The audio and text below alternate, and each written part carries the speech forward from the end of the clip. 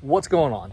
If you own a Lexus RX 350 or 300 and you're having, when you crank the car, the radio spazzing out, it's making popping noises and really loud squealing noises, I'm gonna show you how to fix that.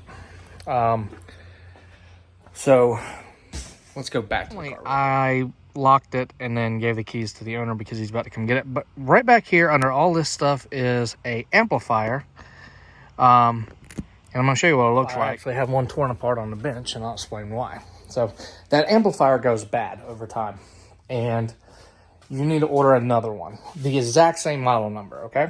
But me and the owner found something pretty cool. Premium system, so it has 4 plugs, not 3 plugs like some of them, so make sure you get the right one accordingly.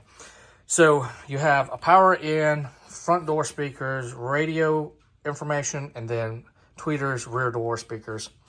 We actually had to tie the rear doors to the front doors because both the amplifiers we have, this one and the other one, are bad. But it just so happens that this one makes a loud popping noise, and it actually comes from this board right here.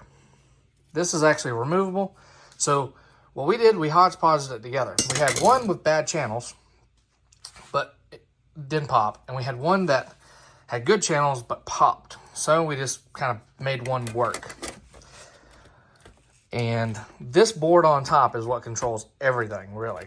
If there's something wrong with this board up top, the bottom's not going to work. And we did find that there are slight differences. That's why we had to jump them to get them to work.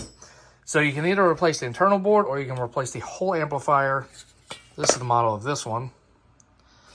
But make sure you get a model-specific one. And it's super simple to take apart.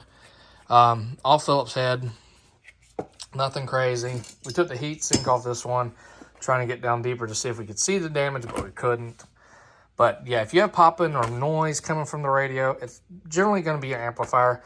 Also, 10-year-old plus Toyota, you want to go ahead and replace your door speakers anyway because they are going to be dry rotted. I mean, extremely. So we actually, this is the cone because we used the part of the door speaker for a adapter. This thing literally just cracks and falls apart. There's no surround left on it. So just remember, if you have an older Toyota or older Chevy, the door speakers, they dry rot. So you might as well just go ahead and get rid of them. So thanks for watching, guys. I hope you all enjoyed. If this video helped you out, make sure you hit the like button.